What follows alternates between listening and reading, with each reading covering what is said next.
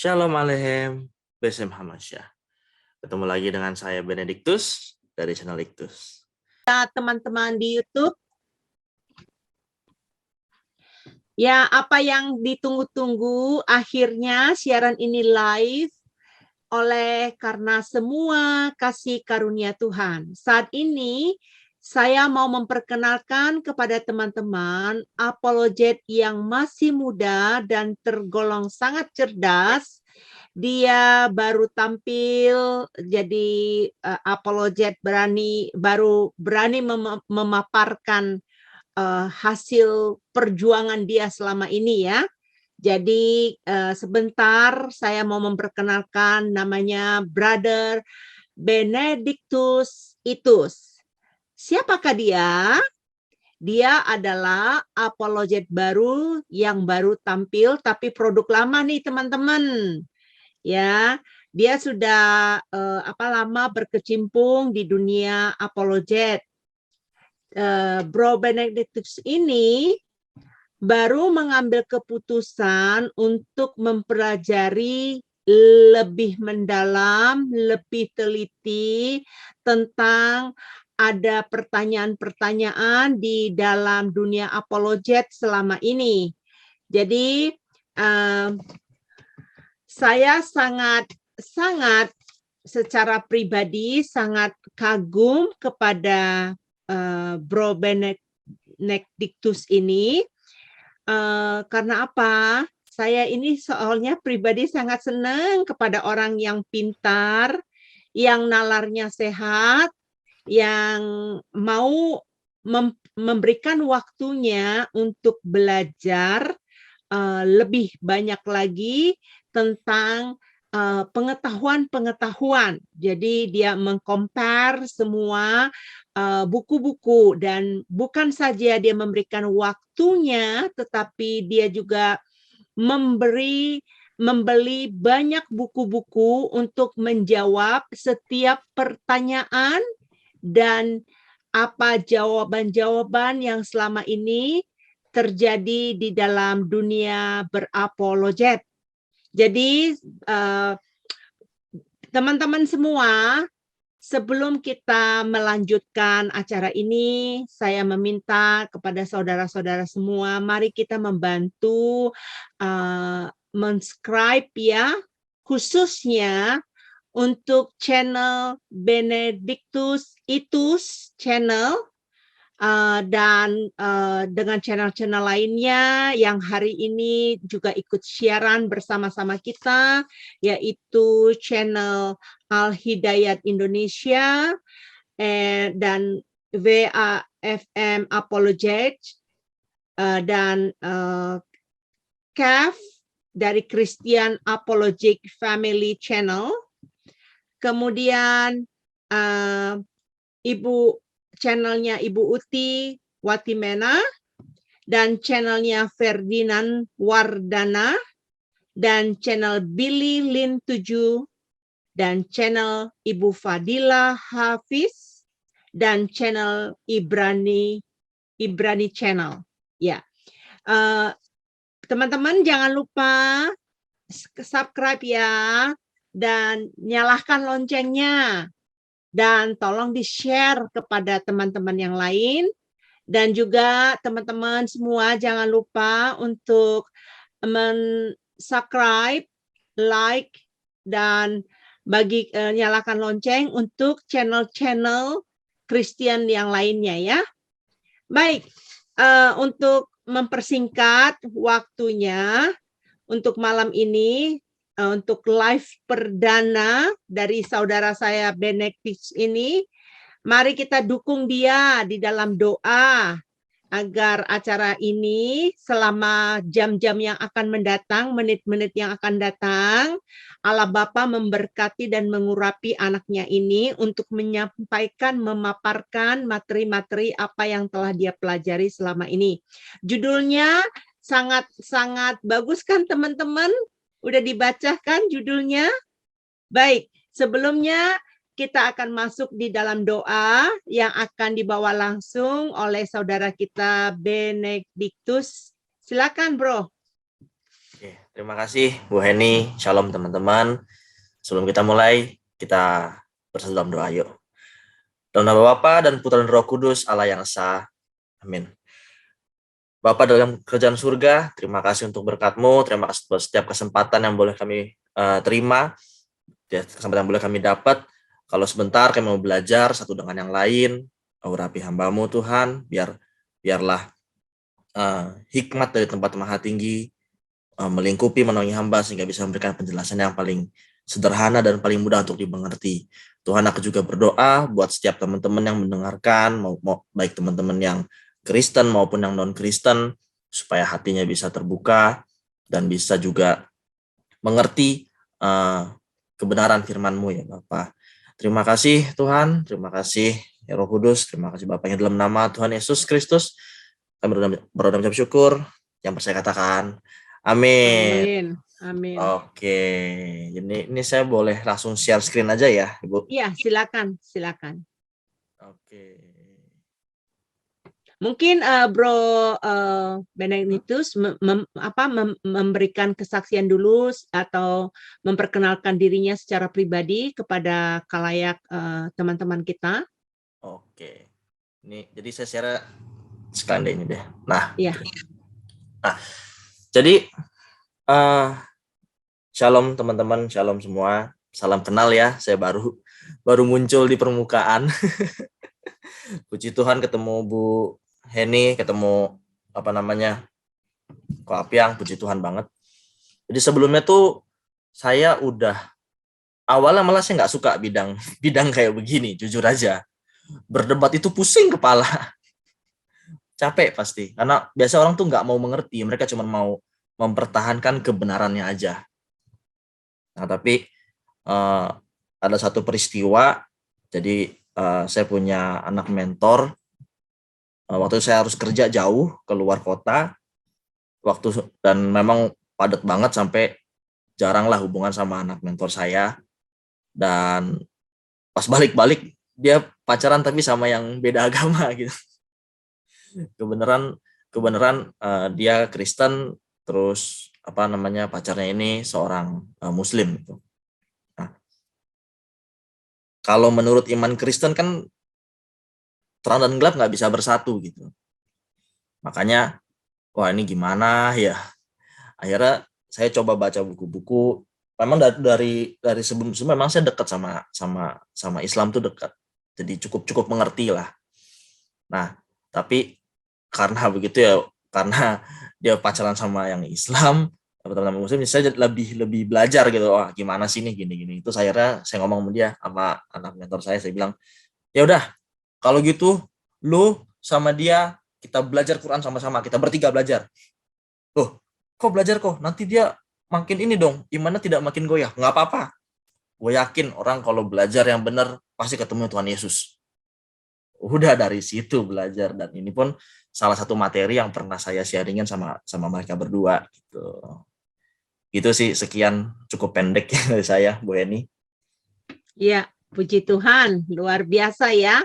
Saya sangat senang sekali bertemu saudara saya yang seiman ini, yang punya kerinduan ya untuk menjawab setiap pertanyaan-pertanyaan dan jawaban-jawaban di sana. Dia akan membantu kita untuk membagi kepada kita materi-materi pelajaran yang pernah dia pelajari.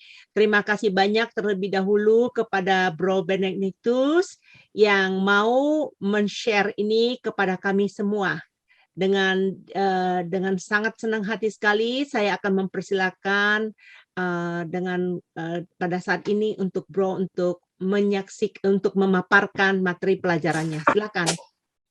Oke, makasih Bu Heni.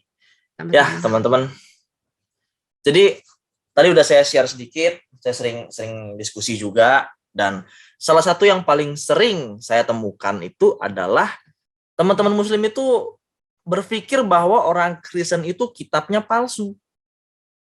Makanya ini saya kasih judul adalah kitab orang Kristen kitab palsu.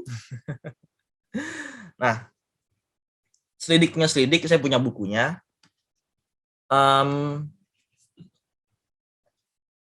Salah satu yang menurut saya itu jadi jadi pandangan orang Islam itu bahwa kitabnya palsu adalah buku Jawahirul Kalamiyah. Ini satu buku yang layak untuk diajarkan di SD di pesantren-pesantren sebagai pendidikan agama dasar gitu. Di halaman 27 itu ditulis bahwa dia kan pakai pertanyaan gitu, bagaimana keyakinan para ulama tentang kitab Injil yang ada sekarang? Para ulama meyakini bahwa sesungguhnya Injil yang ada sekarang memiliki 4 buah naskah. 4 naskah itu dihimpun oleh 4 orang. Di antara mereka ada yang tidak pernah sama sekali melihat Nabi Isa alaihissalam. 4 penghimpun tadi adalah Matius, Markus, Lukas, Yohanes. 4 naskah itu antara satu dengan lain terdapat banyak pertentangan. Kalau diteliti, sebenarnya kaum Nasrani memiliki banyak Injil selain Injil yang disebutkan itu. Tetapi setelah lebih dari 200 tahun dari angkatan Nabi Isa, mereka sepakat untuk tidak memakai naskah Injil selain yang 4 itu demi menghindari pertentangan satu dengan lainnya. Dan demikian menghindarkan kontradiksi antar naskah-naskah tersebut. Nah, ini sudah dari kecil mereka tuh diajar begini, teman-teman yang muslim. Ya, kalau ada teman-teman muslim juga dengar nonton, kamu pasti pernah baca ini gitu. Nah, dan kenapa saya akhirnya sampai bikin video kemarin cerita sama Bu Heni sama Prapiang, ya karena yang kalian tanyain tuh mostly itu aja gitu. Itu lagi gitu. Nah, hari ini kita akan bahas apakah benar sih kitab orang Kristen itu palsu gitu. Maka saya bikin kajian sederhana kitab Kristen dan Islam. Biar fair ya. Kita kaji kitab. Kamu kan sering nanya nih, ini saya udah memulainya dari serangannya bukan dari saya duluan ya, bukan dari pihak Kristen, itu dari kitab Jawahirul Kalamiyah ini duluan nih. Ya, yuk kita mulai. Oke. Quran 15 ayat 9 mengatakan begini, sesungguhnya kamilah yang menurunkan Al-Quran dan pasti kami pula yang memeliharanya. Makanya orang Islam itu berpikir bahwa kitab mereka paling bagus, paling aman, paling terjaga karena dijamin sendiri oleh Quran. Allah sendiri yang ngomong, nggak mungkin salah. Di Kristen nggak ada nih yang kayak begini nih. Nah, ini salah satu yang banyak jadi ininya orang-orang Islam. Tapi mungkin kita nggak bisa buktikan apa-apa hari ini, tapi saya cuma akan sajikan data-data aja. Nanti teman-teman sendiri yang akan jawab, teman-teman sendiri yang akan renungkan. Oke? Nah, pertama, kita lihat dulu deh. Kita kenalan dulu. Jumlah kitab orang Kristen berapa? Orang Kristen itu kitabnya ada 2. Perjanjian Lama dan Perjanjian Baru. Yang Perjanjian Lama ada 39 kitab. Ini adalah 39 kitabnya orang Yahudi yang kita terima semuanya tanpa kita kurangi, tanpa kita lebihin, semuanya sama. Boleh cek Tanak. Ya. Kitabnya orang Yahudi bukanlah kitab Taurat saja, tapi disebutnya Tanak. Taurat ada tulisan-tulisan para nabi, ya. Jadi nggak cuman Taurat doang, karena banyak orang teman-teman Muslim yang berpikir Taurat itu dari Kejadian sampai Malaiki. Salah. Ya, Tanak tuh Taurat, Neviim, Ketuvim, 2 tuh, ada 3 jadinya. Ya. Oke. Nah, kitab Perjanjian Lama ini ditulis dengan menggunakan bahasa Ibrani. Ya, udah kita ngomong dulu, yang detail-detail nantilah. Nah, kitab-kitab ini pakai bahasa aslinya Ibrani, Hebrew text itu ada, dan penyalinan Hebrew text itu luar biasa sulit karena mereka akan menghitung jumlah hurufnya, jumlah katanya itu mesti sama persis. Itu teknik penyalinannya ya. Mesti sama persis dihitung jumlahnya lalu dilafalkan. Ya. Jadi kalau dibilang kitab ini palsu lucu juga ya, buktikan dulu deh palsu di mana. Tapi kalau menurut saya ini sulit ya karena penterjemahannya antara kitab satu dan kitab di penyalinannya aja tuh sangat luar biasa gitu. Oke. Nah, Bagaimana sih orang-orang Yahudi itu mengkategorikan ini sebagai kitab gitu? Nah, gampangnya begini. Misalnya kitab nabi-nabi. Dia waktu jadi nabi masih hidup itu sebetulnya nggak dipercaya-percaya amat waktu masih jadi nabi. Gimana orang Israel bisa percaya itu nabi bener gitu? Setelah dia meninggal, nubuatannya itu terjadi persis 100% sama. Makanya dia yakin, oh ternyata bener nih. Yang Yeremia bilang bener nih. Yang Yesaya bilang bener nih. Ini kita ngalamin nih. Dulu orang tua kita nggak percaya nih sama Yesaya. Makanya dia sudah terjadi tuh. Nubuatannya terjadi. Makanya sepanjang sejarah Alkitab, nabi-nabi dalam Alkitab itu selalu bernubuat. Karena dia menyampaikan apa kata Tuhan gitu loh. Dan bentuknya aneh-aneh tuh, ada yang disuruh apa namanya? Ada yang nggak bisa ngomong lah, jadinya dia ngomong cuma kalau Tuhan ngomong, ada macam-macam. Ya, ini sekilas perjanjian lama. Oke, ingat ya, ini ditulis dalam bahasa Ibrani. Oke. Nah, berikutnya ada kitab perjanjian baru. Nah, kitab perjanjian baru ini proses kanonisasinya juga tidak seperti yang teman-teman bilang ya. Teman-teman muslim itu kebanyakan mikirnya, oh ini kitab dipilih-pilih. Lah buset, kitab dipilih-pilih. Nah, penulisan kitab perjanjian baru ini menggunakan bahasa Yunani. Karena Yunani pada waktu itu sebagai bahasa internasionalnya lah gampangnya. Ya, pada waktu itu penulisan kitab perjanjian baru ini menggunakan bahasa Yunani. Karena pada waktu itu Yunani yang yang memerintah, bahasa Roma yang memerintah itu pakai bahasa Yunani semua. Bahasa internasional Yunani lah. Oke. Nah, terus kalau gitu orang Kristen pakai 2 bahasa? Enggak. Kita pakai 3 bahasa kalau mau belajar Alkitab. Paling enggak masih tahu lagi sedikit bahasa Aram. Karena kemungkinan besar bahasa percakapan hari-hari pada masa-masa tersebut itu adalah bahasa Aram dan bahasa Ibrani. Hari-harinya. Kalau bahasa udah bahasa tertulis internasionalnya Yunani. Nah, terus kenapa yang jadi Injil itu cuma 4? Bukannya banyak Injil-Injil. Ini juga para polemikus kan suka tiba-tiba ngutip kitab Filipus. Wah, kitab Filipus. Injil Filipus. Injil Filipus nih opo? Coba Injil Filipus. Surat Filipi ada. Injil Filipus nggak jelas. Ya. Kitab Matius, Markus, Lukas, Yohanes itu semua ditulis di abad pertama. Abad pertama tuh tahun 0 sampai 100 tuh abad pertama. Sampai 99 abad pertama. Yang paling tua kitab Markus, yang paling belakangan kitab Yohanes. Dia umur paling panjang. Ya. Selain dari kitab-kitab ini, orang Kristen tidak percaya. Saya juga sering melihat perdebatan antara para polemikus Islam itu ngutipnya itu bukan kitab-kitab yang kita percaya, ya mau ngapain gitu loh. Nanti kita akan bahas kitab-kitab itu ya. Oke. Kalau udah sampai sini paham, jadi kita punya dua bagian ya. Bagian pertama adalah perjanjian lama, bagian kedua ialah perjanjian baru. Perjanjian lama ditulis dalam bahasa Ibrani, perjanjian baru ditulis dalam bahasa Yunani. Terus ada lagi yang suka ngomong bahwa itu kitab Yahudi, kalian pinjem, balikin dong ke Yahudi. Ini juga kedabrus ya.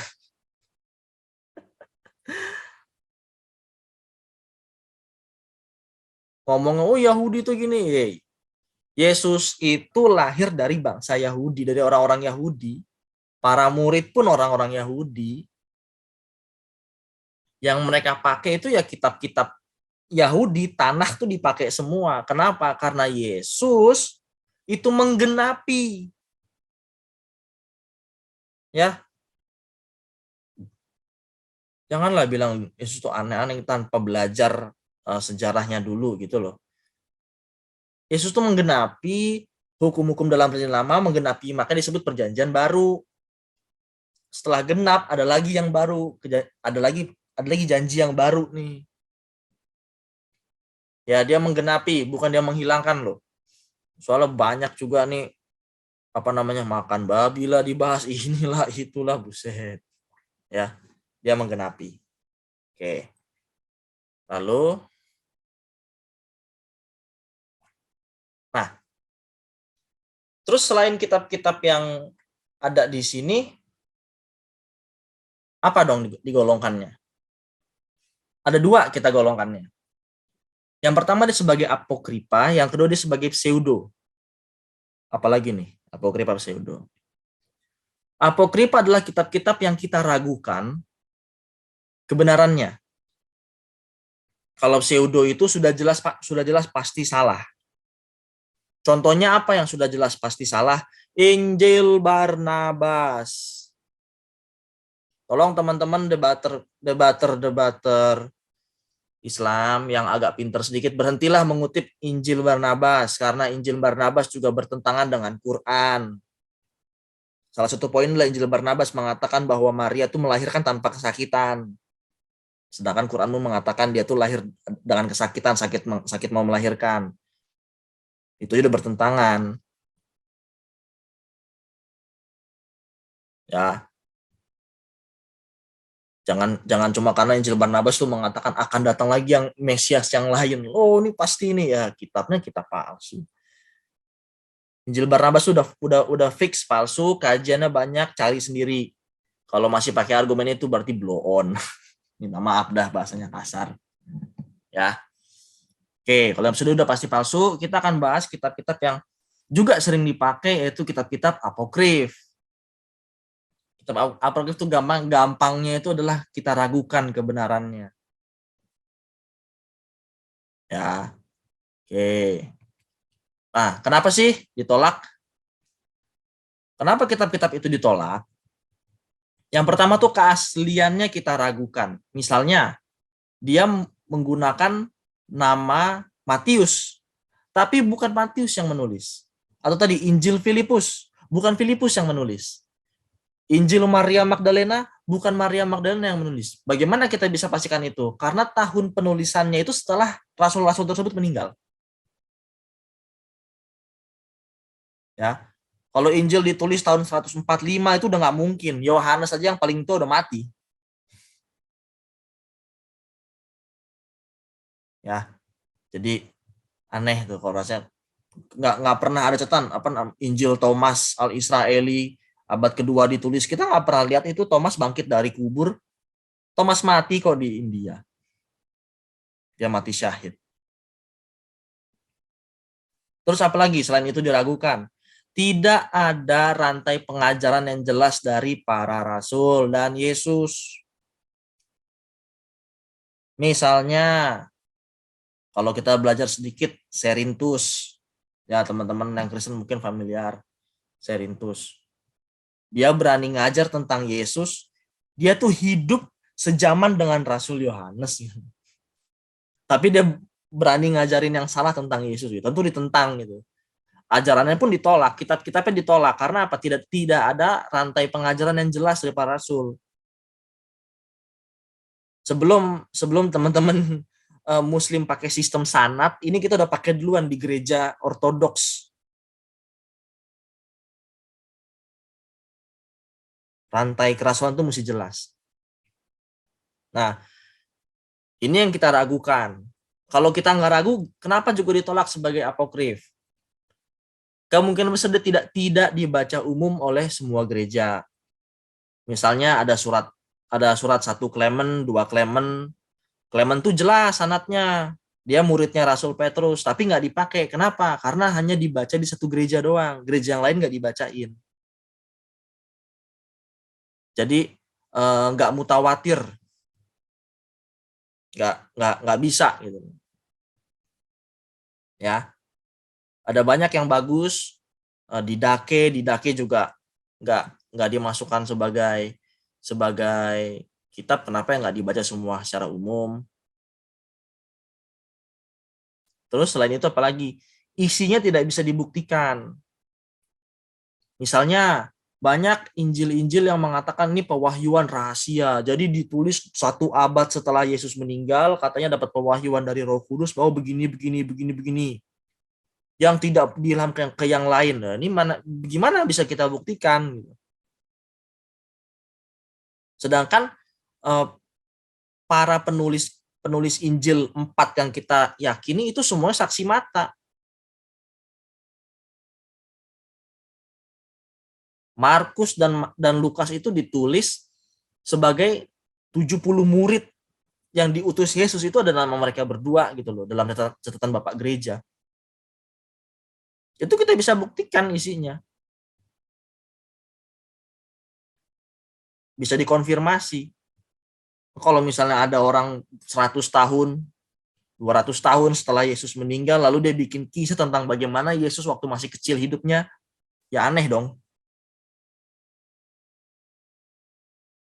Cuman modal dapat ilham dari langit gitu kan nggak mungkin. Ya, saya belum ngomongin soal agama, yang baru ngomongin Kristen nih, karena Kristen sendiri yang ngaku-ngaku dapat kitab dari langit sudah ada dia bilang dapat wahyu dari malaikat besar sekali namanya Jibril, dan dia ditemani oleh saudara perempuannya namanya Roh Kudus. Nah, itu ada tuh. Itu bidat juga, isinya nggak bisa dibuktikan. Dan yang keempat apa? Berisi dongeng dan kisah fiktif. Ya. Jadi bukannya orang Kristen itu memilih-milih kitab ini, enggak. Justru kita tuh mencari mana yang benar, karena setiap orang tuh bisa bikin Injilnya sendiri, makanya kita bakukan. Supaya jangan orang sembarang-sembarang nulis kitab. Oh, berarti orang Kristen nih kitabnya dibakukan nih dengan tangan manusia, Konsili Nisea 325. Pret. Sebelum Injil dibakukan itu sudah ada tulisannya dari tahun 180 itu sudah ada. Ya. Jadi jangan klaim-klaim bodoh deh ya. Terus juga terutama nih saya juga ampun sama orang-orang yang katanya bekas biarawan lah, bekas pendeta lah, bekas romo lah. Tapi bahas begini aja bodohnya minta ampun, tuh ampun deh, bener-bener nggak ngerti. Dia beneran pernah jadi orang Kristen apa nggak tahu dah. Saya aja nggak pernah sekolah teologinya ngerti gitu. Baca buku yang banyak. Ya. Ya teman-teman ya. Oke. Jadi kalau udah kita paham nih, kenapa ditolak? Keasliannya diragukan. Atau dia tidak dibaca secara umum. Asli tapi tidak dibaca secara umum, kita nggak anggap sebagai kanon, nggak anggap sebagai patokan. Atau kalau isinya tidak dibuktikan sudah pasti, kalau nggak bisa dibuktikan nggak mungkin jadi kanon. Isinya dongeng atau kisah fiktif nggak mungkin. Ya. Berapa waktu yang lalu saya pernah nanya sama Pak Gracia Pelo, saya nanya, Pak, kisah Maria di dalam biara itu bukannya kisah di kitab apokrif, Pak? Kenapa ada tulisan Bapak Gereja? Pak Gracia Pelo gampang jawabnya. Terbalik. Kitab apokrif yang niru tulisan Bapak Gereja. Oh ya bener juga sih, Pak. Ya. Jadi nggak inilah. Pasti jelas gitu loh. Jadi jangan asal menuduh gitu. Kalau bodoh kita belajar sama-sama, tapi jangan nyerang. Kalau nyerang berarti sok pinter. Nanti gue serang balik. Ya. Oke. Nah, ini ada contoh beberapa Injil yang kita tolak. Kita tolak ya. Bapak Gereja yang tolak ya, orang-orang ortodoks yang diberkati. Pertama ada namanya Injil Thomas Al-Israeli. Kenapa ditolak? Saya bikin gampang ya. Ditulis abad kedua itu udah pasti nggak jelas kalau ditulis abad kedua. Logikanya Rasul Thomas itu sudah meninggal. Kok bisa ini ditulis di abad kedua? Masuk akal nggak? Nggak masuk. Oke, pelan-pelan. Kalau nggak masuk akal pelan-pelan ya. Injil Thomas ditulis abad kedua. Berarti dari tahun 101 ya sampai tahun 200. Pokoknya itulah kurang lebih. Pertanyaannya, Rasul Thomas meninggal tuh tahun berapa? Gampang, dia meninggal abad berapa? Abad pertama. Oke. Kalau Rasul Thomas itu sudah meninggal di abad pertama, bagaimana mungkin dia bisa bikin Injil yang baru muncul di abad kedua? Berarti yang bikin bukan Thomas dong. Makanya ditolak. Ya. Sama Injil Yakobus juga sama. Terus Injil Basilides. Waduh, apa ini? Injil Basilides itu tidak mengajarkan tentang Yesus yang benar. Bagaimana bisa benar? Ditarik sanatnya, ada nggak sampai ke Yesus? Dia mengajarkan paham doketisme, tapi dia bikin kitab. Gampangnya begitu tuh. Apalagi Injil Pseudo Matius. Namanya udah Pseudo Matius. Ditulisnya di abad ke-6, udah jelas. Dia pakai nama Matius, seolah-olah Matius muridnya Yesus, tapi ditulis di abad ke-6, ini udah nggak masuk akal. Injil Filipus sama, ditulis tuh abad kedua sampai ke-4. Saya nggak dapat data pastinya. Apalagi Injil Maria Magdalena. Nah, Injil Maria Magdalena ini dicurigai kenapa isinya mirip sama Injil Filipus, kurang lebih ada kesamaan. Ditulis di abad kedua. Yang kedua sudah pasti si penulis tokoh aslinya sudah meninggal, Maria Magdalena sudah meninggal, Filipus sudah meninggal. Ya. Terus Injil Yudas juga sama. Itu di abad kedua, ya Yudas sudah meninggal, aneh deh. Ya. Terus ada lagi surat 1 Klemen, 2 Klemen. Nah, ini isinya baik untuk dibaca, tapi tidak dibaca secara umum sama gereja pada waktu itu. Akhirnya tidak dimasukkan. Karena nggak bersifat umum, jadi nggak semua orang tahu gitu. Aneh. Harusnya kan semua orang tahu. Kalau misal surat-surat Rasul Paulus itu semua dibacakan. Dalam leksionari itu ada. Kayak Matius juga dalam leksionari, Markus 16 juga dalam leksionari itu ada. Apalagi Injil Ebionit. Nah, ini nih. Kafir bin Laknatullah. Isinya bertentangan dan nggak ada rantai pengajaran. Waktu ditanya, kamu siapa, coba tunjukin kamu. Dia nggak bisa buktikan dia ditabis oleh siapa, ini siapa lagi nih, gurunya siapa, nggak bisa. Penulis Alkitab misal Irenaeus yang menuliskan daftar-daftar bidat, jelas. Irenaeus muridnya Polikarpus muridnya Yohanes, jelas ada sanadnya. Siapa lagi?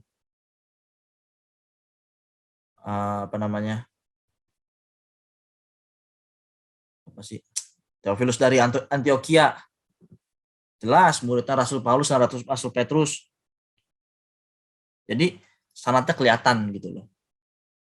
Nah, sedikit info soal Injil Maria Magdalena dan Injil Filipus.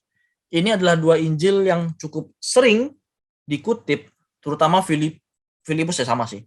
Filipus tuh senang, mereka bilang Injil Filipus 4:9. Waduh, Yesus menikah, pret. Ya. Kalau besok masih ada yang kutip ini nih, berarti dia bodoh, dia nggak tahu kalau entah dia bodoh atau dia mau nipu, nggak tahu deh. Udah jelas kan ditulis di abad kedua. Filipusnya kan udah meninggal. Nggak tahu nih Filipus siapa juga kita nggak tahu.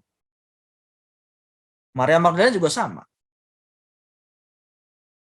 Ya. Oke. Kalau udah paham nih, nanti kita akan baca apa sih isi Injil-Injil palsu ini gitu. Nah, Ini diambil dari Injil Thomas Al-Israeli pasal keempat ayat 1 sampai dengan 2.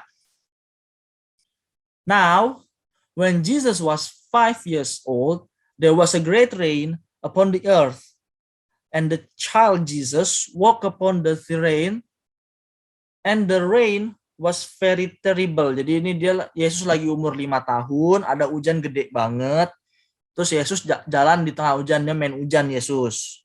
Ini menurut Injil Thomas Al-Israeli. Yang tadi ini ditulis abad kedua. Oke. Terus and the rain was very terrible. Hujannya tuh ngeri banget. Ini hujan ngeri banget. Lalu and he gathered the water together again, and he took the clay from which came from the pool made. Yesus lagi main apa nih? Lagi main becekan. Ya, dia main becekan, terus dia ngambil apa namanya tanah liat dari becekan itu, terus dia membentuk 12 burung pipit atau burung gereja. Ada ini. Yesus membuat burung pipit 12. Burung gereja udah dibikin, ada dalam Injil Thomas Al-Israeli. Ya. Nah, familiar sama kisah ini, teman-teman? Teman-teman yang Kristen enggak? Ya enggak lah, kita enggak pernah dengar. Teman-teman yang Muslim pernah? Ya, coba mikir-mikir lah kalau pernah dengar. Kok bisa ya ada ini ya. Lanjut. Ini dari The Gospel of Pseudo Matthew. Ini Injil Pseudo Matius. Dibikin di abad ke-6. Ini diambil dari chapter 20. Ini karena panjang, saya mau baca juga boleh. Saya mau akan bacain. Maria lagi jalan sama suaminya, lalu dia kecapean. Lalu dia ngelihat ada pohon palem. Lalu dia bilang sama si Ucup, Cup, aku mau istirahat dong di bawah pohon, kena bayangan pohon. Terus akhirnya Yusuf, dia cepet-cepet ke situ, dia bawa ke bawah pohon, lalu pas di bawah pohon, si Maria itu udah duduk di bawah pohon, dia melihat ke atas pohon. Dia bilang, wih ini buahnya mantep nih, cihu ini buah. Nah, lalu si Maria bilang, aku pengen deh itu buah gitu. Terus si Yusuf bilang, nih gue udah tahu nih lu bakal ngomong kayak begini nih. Tapi kita sekarang nggak ada air, gue mending mau nyari air daripada manjat-manjat nyari buah gitu. Nah, nggak ada ngomong gitu. Yesus ngomong. Responding the person. Nah, Yesus tuh memerintahkan si pohon tersebut untuk apa gue buka itu ya? Yesus memerintahkan pohon tersebut untuk menunduk. Jadi ini pohon palem disuruh menunduk sampai ke kaki Maria yang diberkati. Nah, habis pohon itu merunduk, Maria ngambil buah-buahnya. Pohon itu tidak tegak lagi, gitu. Nggak berani tegak lagi. Sampai diperintahkan tegak oleh Yesus. Lalu diperintahkan lagi dari akar-akar pohon ini untuk keluar air. Mantap, Kak? Mantap, ini sudah ada. Tapi ini dikarang di abad ke-6. Kalau teman-teman muslim merasa, ini pasti kan sudah mulai ada teman-teman, kayaknya pernah familiar ya, kayaknya ada di Quran nih. Oh yang apa, silakan. Kamu boleh cek Quran, ada apa enggak kisah yang mirip kayak ini. Tapi, jangan bilang mencontek. Karena kitab-kitab ini sudah ada duluan. Dan kitab-kitab ini ditolak oleh gereja karena isinya mengandung isinya mengandung kebohongan, ditulis bukan dengan orang yang sama, tujuannya nggak jelas sih buat untuk apa. Mungkin untuk menggoyahkan iman Kristen, malah untuk menyesatkan malah. Ya, ini kisah-kisah ini nih. Kenapa orang Kristen tuh tidak butuh mujizat yang dilebih-lebihkan, nggak butuh kisah yang dilebih-lebihkan untuk menuhankan Yesus, nggak perlu. Kisah aslinya itu udah spektakuler. Dia emang sudah Tuhan gitu. Nggak perlu dikeren-kerenin lagi, udah keren. Bahkan nggak perlu Injil-Injil ini. Bagaimana bisa dibuktikan bahwa Yesus itu nyuruh pohon merunduk? Ini muncul abad ke-6, Maria mati sudah lama. bagaimana bisa dibuktikan gitu. Coba mikir gitu loh. Sama tadi kita balik sedikit ke Injil apa namanya? Thomas. Sama, nggak bisa dibuktikan. Nih. Nggak bisa dibuktikan. Ditulis di abad kedua kok yang ini. Ya, Yesus bikin burung pipit. Ini palsu. Nggak bisa dibuktikan. Gimana kita bisa percaya jadi satu kitab yang kita imani kebenarannya? Ini jangan bisa dibuktikan. Kisah ini fiktif. Saya bisa ngomong ini fiktif dongeng. Ya, udah 40 menit kita ngomong ya. Baru berapa slide nih, ya ampun. Oke. Habis itu ini juga sama. Itu ini. The following account we found in the book Joseph, the high priest called by some Capias. He related that ini apa namanya saudara Yesus ini, that Jesus speak even when he was in the cradle and said to his mother Mary, I am Jesus the Son of God. Yesus bicara waktu masih di ayunan. Ini ada nih. Ini Yesus bicara soal masih di ayunan. The first gospel of the infancy of Jesus Christ. Ini juga sama. Ditulis di abad yang lebih dari abad 1. Siapa yang nulis juga nggak tahu siapa. Yesus bicara di ayunan nih. Jadi ada kisah-kisah ini nih. Sama lagi. Cuma beda dikit kan narasinya.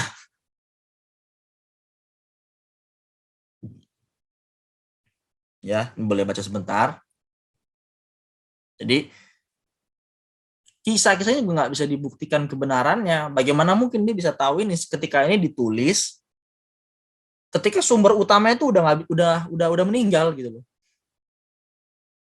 Injil Matius, Markus, Lukas, Yohanes itu sumber utama. Dia saksi mata, dia melihat. Nah ini gimana? Ini melihat nggak? Oh, cerita Yesus kecil kok.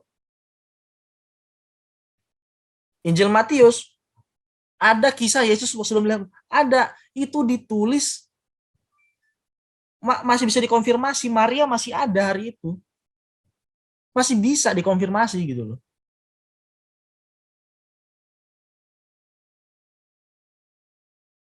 Dan mereka tuh hidup bareng-bareng.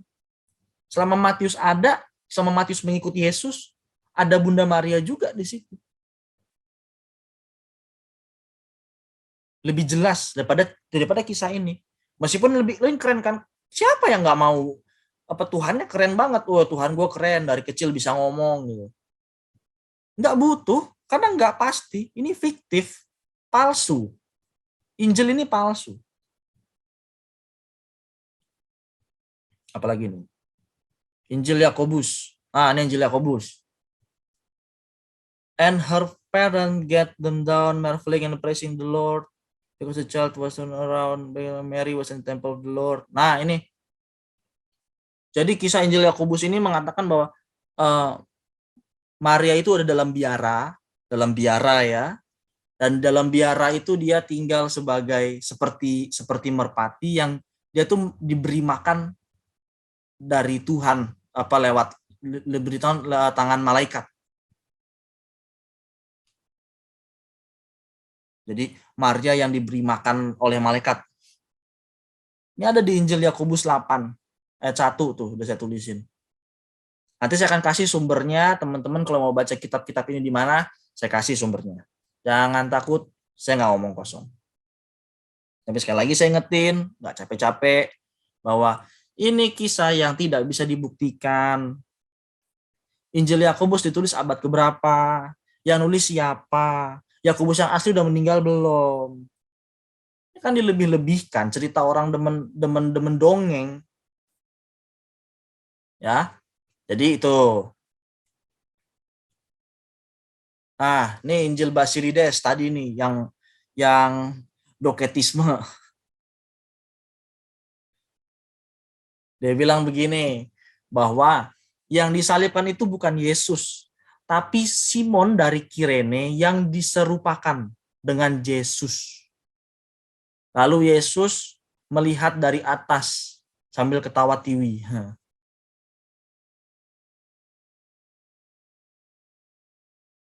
Ya.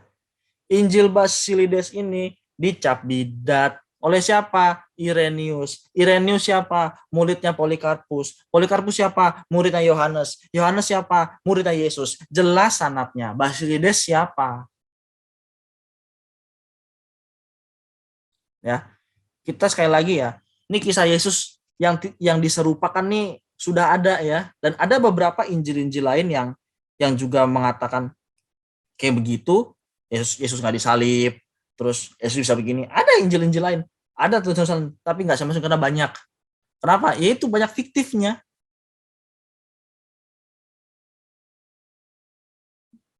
Kenapa sih orang pada bikin fiktif-fiktif gitu? Karena Yesus itu merupakan sebuah kejadian yang spektakuler. Makanya orang banyak bikin cerita tentang itu. Contohnya paling gampang, Alexander the Great. Akhirnya muncul cerita fiktifnya berupa Alexander in Romance. Fiktif. Dari tokoh asli. Ini juga sama, fiktif dari tokoh asli. Santa Claus, fiktif. Dari tokoh asli, Santo Nicholas. Ya, tapi kita Kristen nggak butuh gitu-gituan buat Tuhan Yesus tuh nggak butuh. Dia udah Tuhan kok, udah keren kok. Ya, Injil-Injil ini yang entah bagaimana tersebar ke wilayah-wilayah yang di luar kekristenan arus utama. Mungkin itu yang dipercaya orang-orang yang nggak ngerti firman. Oke, nah 2 Timotius 3:16 mengatakan begini, segala tulisan diilhamkan Allah bermanfaat untuk mengajar, untuk menyatakan kesalahan, untuk memperbaiki kelakuan, dan mendidik orang dalam kebenaran.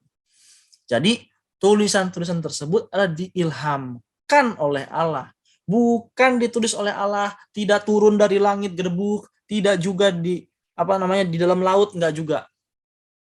Karena dalam dalam kitab Musa mengatakan jangan nanti bilang ya siapa yang bisa melakukan ini, kitabnya di langit, nggak ada yang bisa ngambil, kitabnya dalam laut, nggak ada yang bisa ngambil. Ini udah dikasih nih.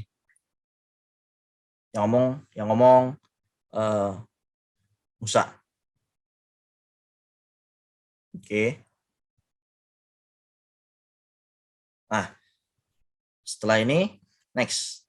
Oke, kita masuk part yang kedua ya. Sebelum masuk part 2 kita summary dulu balik. Jadi, apa sih yang kita dapat? Pertama, perjanjian lama itu kita punya 37 punya perjanjian lama dan perjanjian baru. Terus perjanjian lama ditulis dalam bahasa Ibrani, perjanjian baru ditulis dalam bahasa Yunani.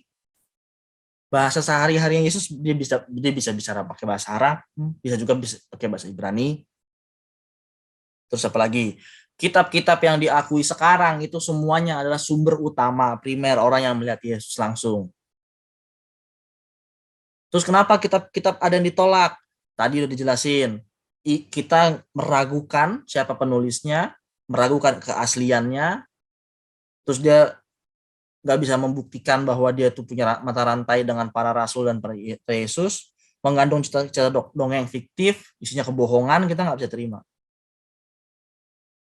Ya, akan aneh kalau kisah-kisah fiktif ini masuk ke dalam kitab suci, aneh pasti.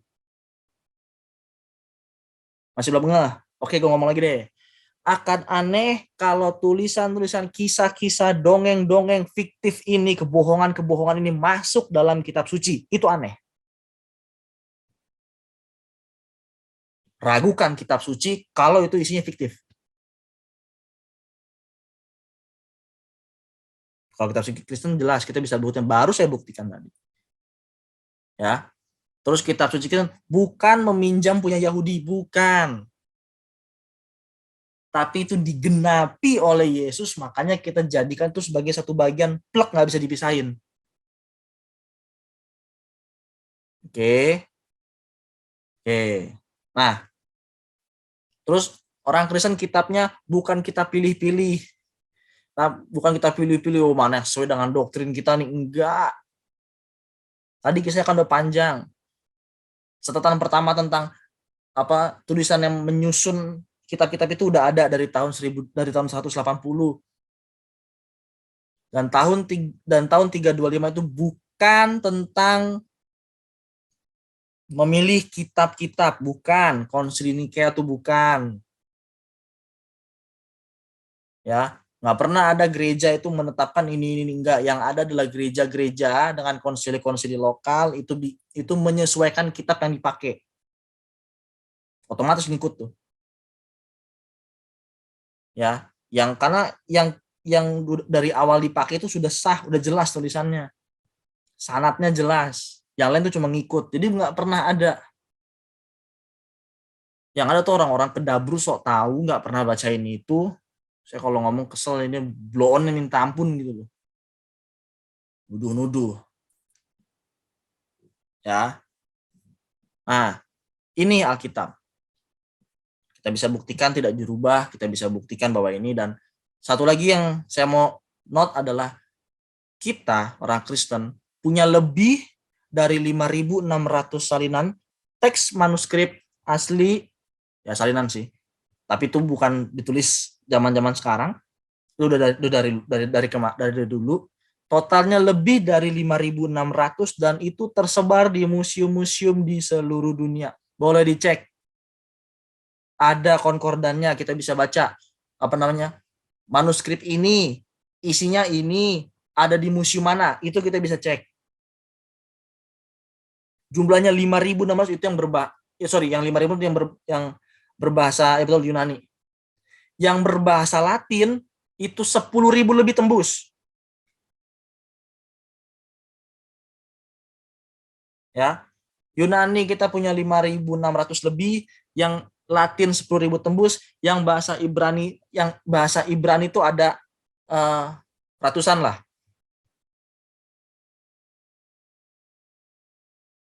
Teks manuskrip aslinya. Ya. Dan orang Kristen punya penemuan paling keren kemarin, naskah Laut Mati, Gua Qumran. Varian teks yang terdapat itu cuma kurang dari 3%. Bisa kita buktikan secara sejarah, bukan pakai ngomongan mulut doang. Oke. Nah, saya sudah menjawab bahwa kitab orang Kristen, kitab palsu apa enggak, saya udah kasih data-datanya. Sekarang saya mau gantian. Saya akan kasih data-data, teman-teman yang simpulin. Kita balik ya. Saya kasih data, teman-teman yang simpulin. Oke? Nah, Quran, nah ini mulai. Ini saya tidak menggunakan literatur apa-apa selain literatur Islam. Ya, saya hanya bacakan, tidak menyimpulkan, teman-teman yang simpulin. Quran bisa sampai teman-teman pegang sekarang. Tadi kan bagaimana Alkitab sampai kita pegang, saya sudah cerita. Gantian saya mau cerita. Quran bisa kalian pegang sampai sekarang. Itu diceritakan di 4, ada sejarahnya. Kita akan, kisah ini saya ambil dari 4 hadis, kurang lebih ini ngomongnya sama. Ini hadis sahih, jangan ngomong ini enggak sahih, cek sendiri. Hadis sahih Bukhari nomor 4.311, hadis sahih Bukhari nomor 4.603, hadis sahih Bukhari nomor 6.654, terus ada juga hadis dari At-Tirmizi nomor 3.029. Ini saya rangkum, jadi kisahnya begini. Waktu itu ada perang Yamamah, banyak hafiz yang meninggal. Hafiz itu penghafal Quran, teman-teman yang Kristen kalau belum tahu. Nah, Abu Bakar tuh takut Quran hilang, karena pada waktu itu Quran tidak dibukukan. Oke ya. Pada waktu itu Quran tidak dibukukan, tidak ditulis. Ditulis sih, tapi cuman di kulit onta, di tulang onta, di pelepah-pelepah. Bukan dibukukan. Kalau ada yang ngomong pada masa itu nggak ada kertas, gue tonjok tuh orang. Ini kamu kan abad ke-6. Orang Kristen abad pertama sudah ada kertas. Jangan cerita deh. Kayak tempatmu jauh aja di langit. Enggak kan. Oh, ganti posisi, pegel. Oke. Terus Abu Bakar ini siapa? Abu Bakar adalah khalifah pertama setelah Nabi Muhammad. Lalu dia panggil Said bin Sadiq, disuruh kumpulin Quran. Said bin Sadiq menolak. Dia bilang, lo ini aja nggak pernah diperintahin oleh Nabi kok untuk ngumpulin Quran jadi satu mushaf. Nggak pernah juga diperintahkan oleh Jibril. Ente siapa, bos? Nah, dia ngomongin gitu, Abu Bakar mendesak. Ayolah, please lah. Ini bahaya nih, nanti kita tercerai-berai. Kalau kayak gitu, hilang nanti Quran gimana? Said menjawab. Dia mengatakan gini, lebih mudah mindahin gunung daripada ngumpulin Quran dalam satu mushaf. Ya, not nih. Lebih mudah memindahkan gunung daripada mengumpulkan Quran jadi satu mushaf. Saya mau bertanya sama teman-teman yang muslim. Kalau pada waktu itu Quran dihafal mati oleh seluruh orang pada masa itu, semua orang hafal semua Quran, kenapa mengumpulkan Quran dalam satu mushaf sangat sulit?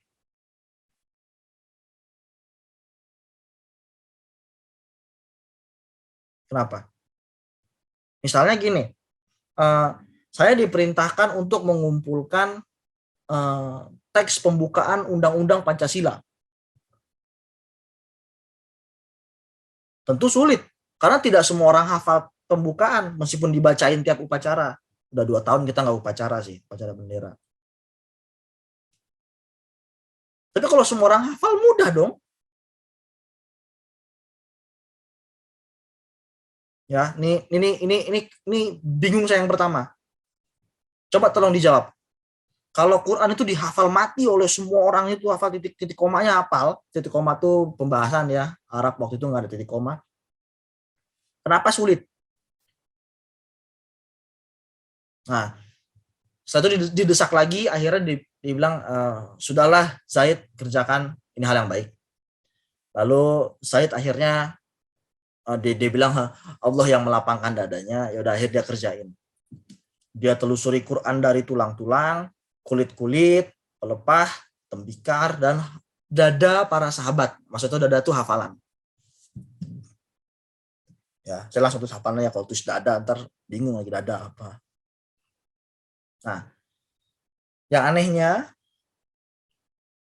ini baca sendiri di hadis ya, ada di bawah. Dia tulis begini, Zaid mendapatkan bagian Quran akhir dari surat bagian Quran akhir surat At-Taubah pada Abu Huzaimah yang tidak didapatkan pada seorang pun selain dia. Apa nih? Menarik ya. Kok bisa?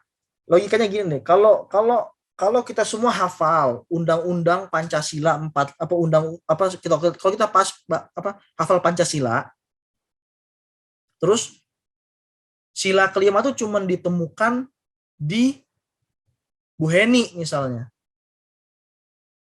Berarti kan saya nggak hafal. Nggak hafal semua, saya cuma hafal 4. Nangkap nggak maksudnya? Belum nangkap? Ulangin ya kalau belum nangkap ya. Apa yang gampang ya? Kita semua hafal lagu Ibu Kita Kartini. Hafal semuanya lagu Ibu Kita Kartini, kita hafal semua ya. Tapi bagian terakhir Ibu Kita Kartini tuh yang tahu cuman, pinjam lagi nama Bu Heni. Bu Heni doang. Yang lain nggak saya dapetin ini selain pada Bu Heni. Berarti menurut saya ini nggak hafal dong orang. Ya nggak sih? Kalau kayak begitu, wajar Zaid bilang lebih mudah pindahin gunung.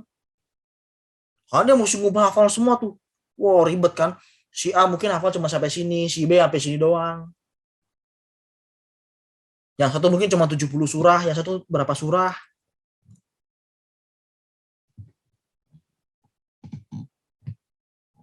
Ya, nih. Nah, hadis-hadis itu, 4 hadis ini cuman cerita sampai sini doang, selesai. Lalu nggak pernah ada lagi. Nggak pernah ada kisah lagi tentang pengumpulan Quran. Terus kita berhenti. Nggak dong. Masih ada. Nah, ini saya dapat dari 4 buku.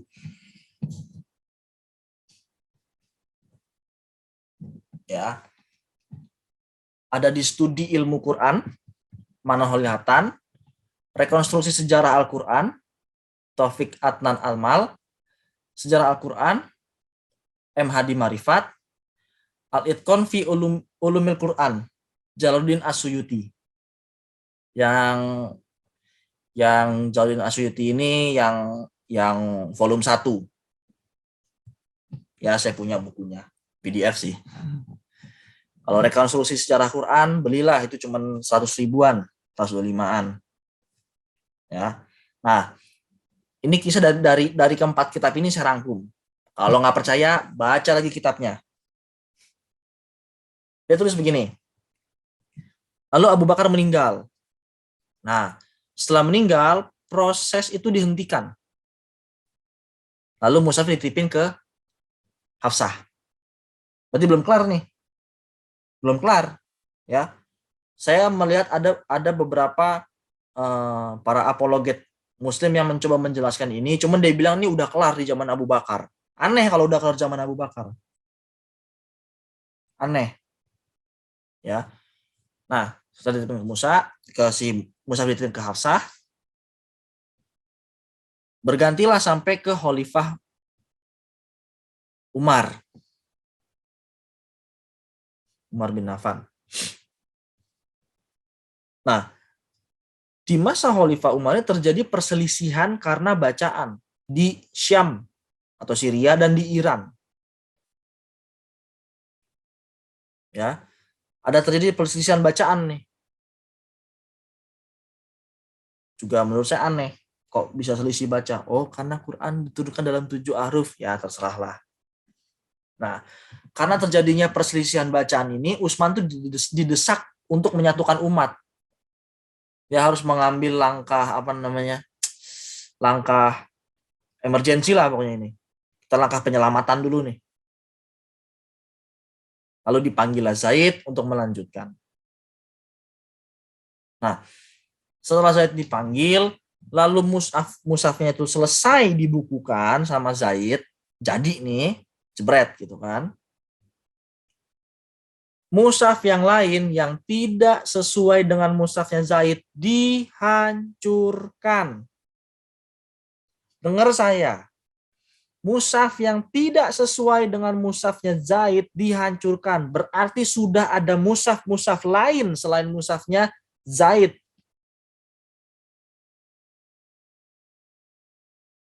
Kalau nggak percaya sama saya, kamu cari kitab yang namanya Kitab Al-Musahif. Di situ menjelaskan perbedaan antara mushaf Utsman yang kita pegang sampai hari ini dengan mushafnya Ubay bin Ka'ab.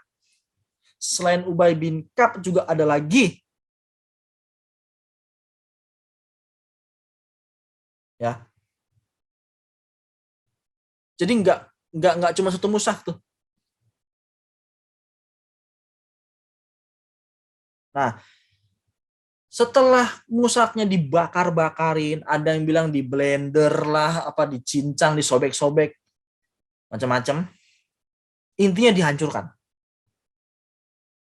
Pertanyaan saya, berapa banyak mushaf yang dihancurin? Banyak lah, kan Utsman nggak mimpin ini, nggak mimpin RT 12 doang. Dia kan pasti mimpin banyak. Nggak cuma kecamatan, kelurahan. Enggak lah. Nah, setelah dihancurkan, mushaf tersebut yang versi Utsman itu didistribusikan ke seluruh wilayah Islam, ke seluruh wilayah jajahan Islam. Oke. Pertanyaan saya lagi. Kalau yang terjadi cuman perbedaan bacaan, bukan beda arti ya, perbedaan bacaan. Nih, ayo teman-teman yang muslim juga jawab, ayo. Kalau yang beda cuman bacaan, bukan arti ya, yang beda bacaan. Bak tuh kan gak kayak kotak apa, kayak perahu gitu setengah bak. Mungkin dia bisa dibaca bak, bisa dibaca nun karena nggak ada titiknya. Itu kan salah baca. Bukan beda arti. Ya bahasa mana artinya beda sih. Cuma kan bacanya beda, keliru-keliru doang. Mereka bisa baca sama. Yahudi juga belum ada titik konsonan, artinya nggak berubah. Kenapa kalau cuma beda bacaan mesti dimusnahkan? Kenapa nggak diseragamkan aja? Diajarin cara bacanya bener.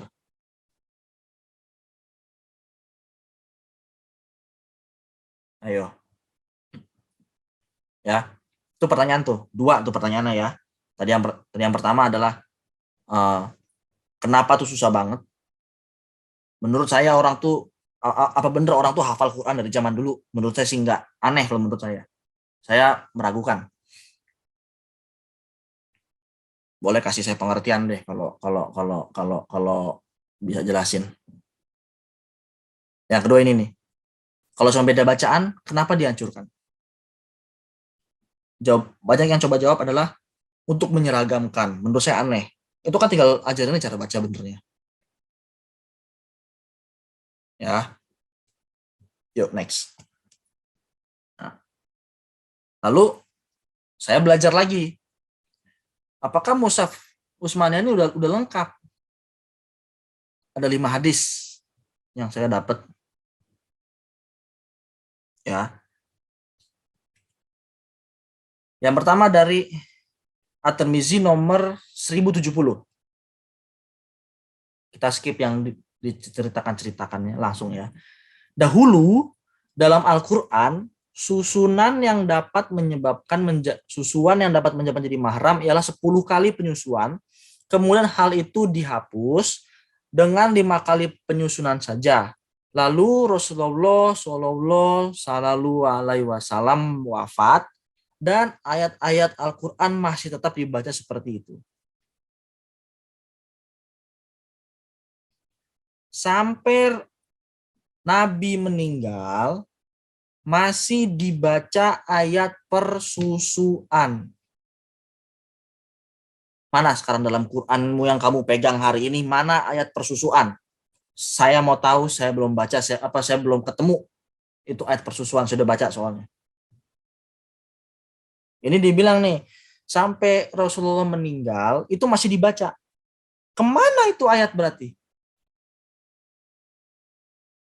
Ya, saya nanya tuh, kemana tuh ayat? Bingung, saya juga bingung. Kok bisa ya? Soalnya di Kristen ayat mah nggak pernah hilang. Nah, ini juga sama.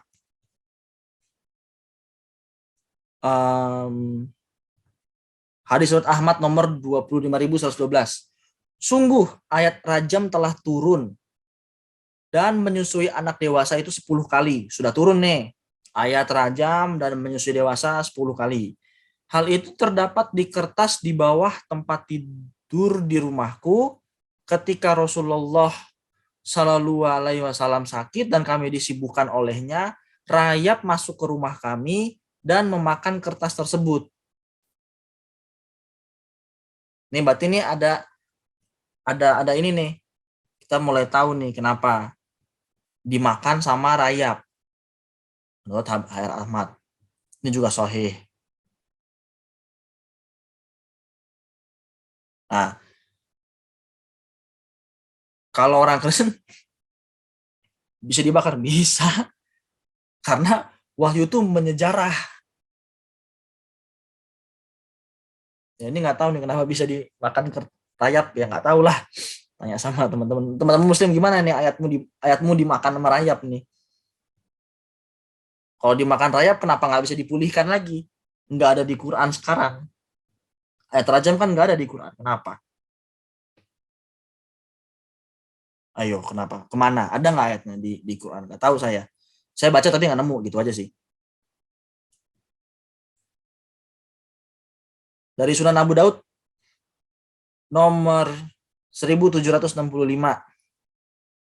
Dahulu di antara ayat-ayat yang diturunkan adalah 10 kali susuan mengharamkan dalam kurung untuk dinikahi.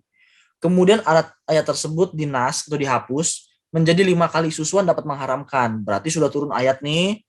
Ayat ini bilang 10 kali nggak boleh, udah nggak boleh nikahin 10 kali. Lalu ayatnya dihapus jadi 5 kali doang boleh.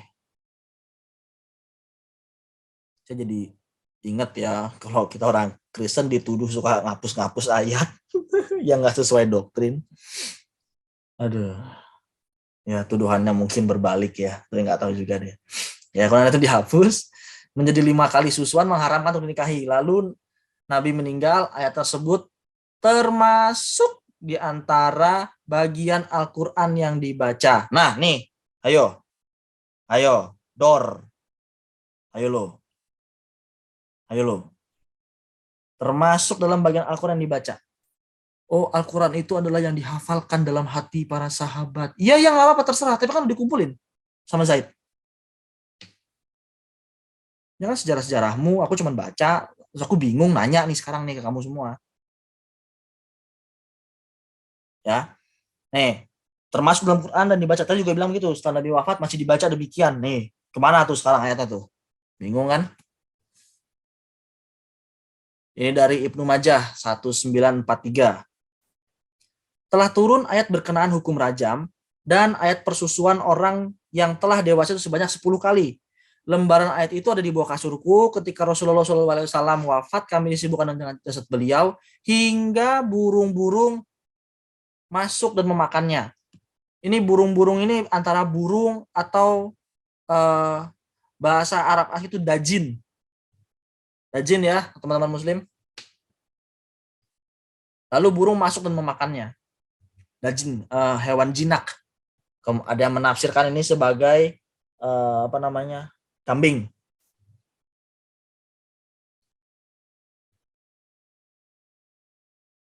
Terus teman-teman muslim suka mengatakan hadisnya ini aneh. Aisyah kan hafal semuanya.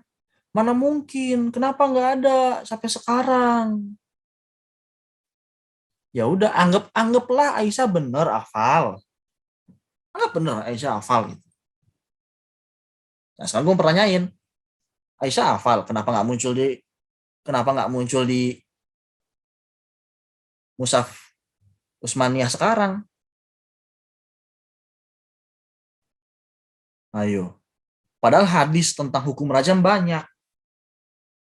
Tentang persusuan orang dewasa juga banyak. Kenapa nggak ada ayatnya? Ayo. Dor. Dari HR Muslim 2634. Dahulu dalam Al-Quran, ini keren nih. Dahulu dalam Quran. Nah, sekarang nggak tahu nih, beda mungkin. Nggak tahu ya. Nah, dan susuan dapat menyebabkan menjadi mahram ialah 10 kali penyusuan. Kemudian hal itu dinasak atau dihapus dengan 5 kali penyusuan saja. Rasulullah SAW wafat dan ayat-ayat Quran masih tetap dibaca seperti itu. Nah, ini juga nih. Sama nih kisahnya. Kamu kok aneh deh. Ya. Anggaplah yang dimakan hewan itu tadi kamu bilangnya apa? Itu aneh, ya udah itu aneh. Ini hadisnya kan sahih Muslim. Tadi Bukhari sahih. Kalau sahih nggak dipakai. Hebat memang. Ya. Kenapa nih? Ini masih dibaca seperti itu nih menurut hadis riwayat Muslim. Kok sekarang nggak muncul? Kita tahu ayat itu sudah dan turun 10 kali. Yang hadisnya ada yang turun 10 kali.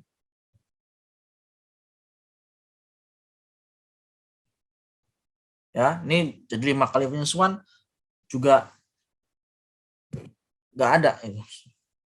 Kalau ada boleh komen di YouTube saya, kasih tahu ayatnya di mana, saya baca. Ya. Nah, ini adalah HR Bukhari nomor 4601. Ini masih yang tadi ya. Kalau tadi udah kita lihat bahwa itu apa namanya sudah nggak ini. Berarti sampai hari ini Quran itu sudah satu ahruf ya, sudah satu bacaan ya. Bener nggak? Enggak. Kok bisa enggak? Bener dong, satu bacaan kan sudah diseragamkan sama Said. Nih hadisnya. Jika kalian berselisih dengan Said dalam masalah bahasa Arab Al-Quran, maka tulislah berdasarkan lisannya bangsa Quraisy. Sebab Al-Quran diturunkan dengan bahasa mereka. Maksudnya diturunkan dengan bahasa, maka mereka pun melakukannya. Ya, jadi waktu mereka berselisih tentang sama Said, akhirnya menurut Usman, deh lu ikutin lisannya Quraisy aja. Oke, siap. Berarti sudah satu ya. Kan tadi udah diambil semua nih, kan diambil. Mushafnya dibakar-bakarin. Terus bingung tulis pakai apa? Tulis pakai lisan Quraisy. Berarti ini semua udah satu ahruf, udah pakai satu. Kalau katamu ahruf itu dialek, nih satu dialeknya Quraisy. Berarti sama semua, sama rata ya. Sama rata semua. Bener ya, sama rata semua berarti ya. Bener dong? Ya. Kalau itu bener semua sama rata, ini apa?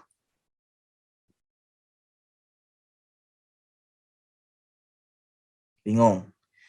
Ini surat Al-Imran 3 ayat 79. Quranmu yang kamu pegang itu Quran versi Hafs.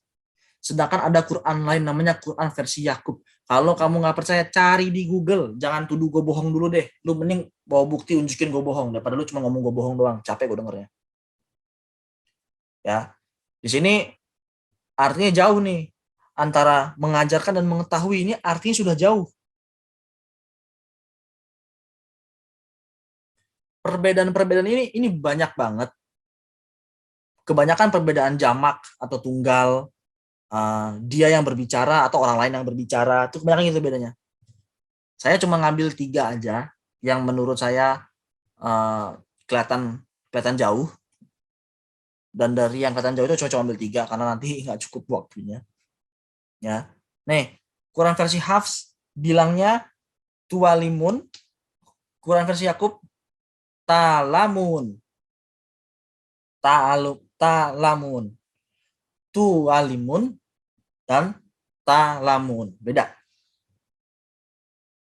Hendaklah kamu menjadi orang yang kamu selalu mengajarkan kitab, karena kamu telah jadi kita disuruh untuk mengajarkan menurut versi Hafs. Misal saya nih, ini saya lagi mengajarkan. Tapi Quran versi Yakub itu nggak mengajarkan. Kamu selalu mengetahui. Cukup mengetahui aja, nggak perlu mengajarkan. Beda loh ini. Beda perintah, beda apa yang gue kerjain. Ayo. Ini lagi. Al-Imran 3 ayat 146. Ini nabimu berperang apa dibunuh? Ini jauh nih.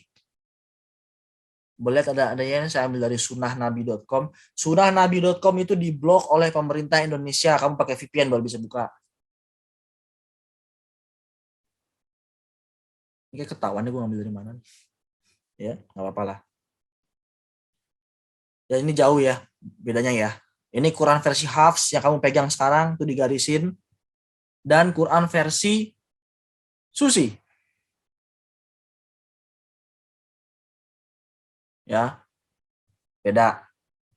Oke, lagi. Ini versi Hafsmu dengan versi Waras.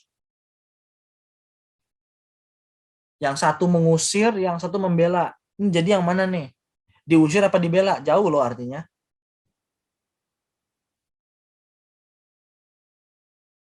Jangan ngomong Quran tahun lalu. Ini Quranmu sekarang-sekarang ini. Kamu boleh cek. Banyak kok videonya. Oh, sama. Bedanya ini.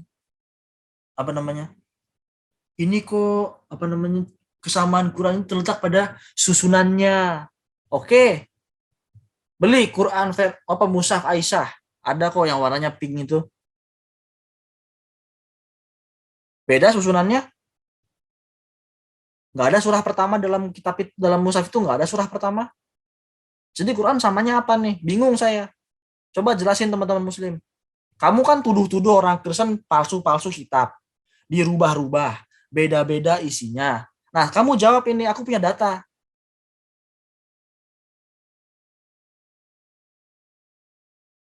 Kalau kamu keluarin data, ya aku keluarin data juga sama.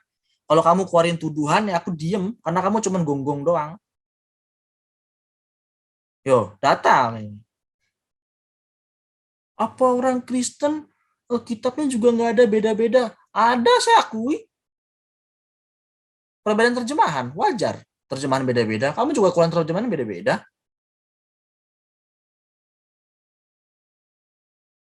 Apalagi ayo. Varian teks kita di compare dengan manuskrip yang ditemuin di Qumran cuma 3%. Dan itu bukan varian-varian yang signifikan. Cek deh, apa compare Quran tuh udah berapa. Di sini banyak, ada YouTube-nya Bu Sofiatul juga bahas. Ya, Bu Sofiatul di compare ada 90.000 lebih lah, ingat saya dia bilang. 90.000 lebih perbedaannya. Tuh. Makanya jangan suka tuduh, kalau dibales telanjang bingung lu ntar. Nah, jadi setelah tadi saya bacain singkat, menurut kamu mana yang lebih asli? Mana yang lebih terjaga? Mana yang lebih sama? Mana yang lebih kitab suci? Mana yang lebih dijaga oleh Allah? Aduh. Kamu tentukan. Oke. Sekian ya presentasi saya ini. Bu Heni, saya stop share screen ya. Terima kasih banget, Bro Benedictus, atas pemaparannya yang sangat-sangat bagus, sangat detail. Ini menunjukkan bahwa dari pihak kita mendalaminya bukan hanya sekedarnya, tetapi kita mendalaminya secara mendalam ya. Seperti brother ini memperluangkan waktunya, membeli buku-bukunya, dan menelitinya, sehingga dia bisa memprestasikan apa yang telah dipaparkannya tadi bersama-sama kita. Dan untuk teman-teman nih, saya mau kasih tahu, ini kan acara perdana kita. Nah, kita akan ada lagi lanjutannya.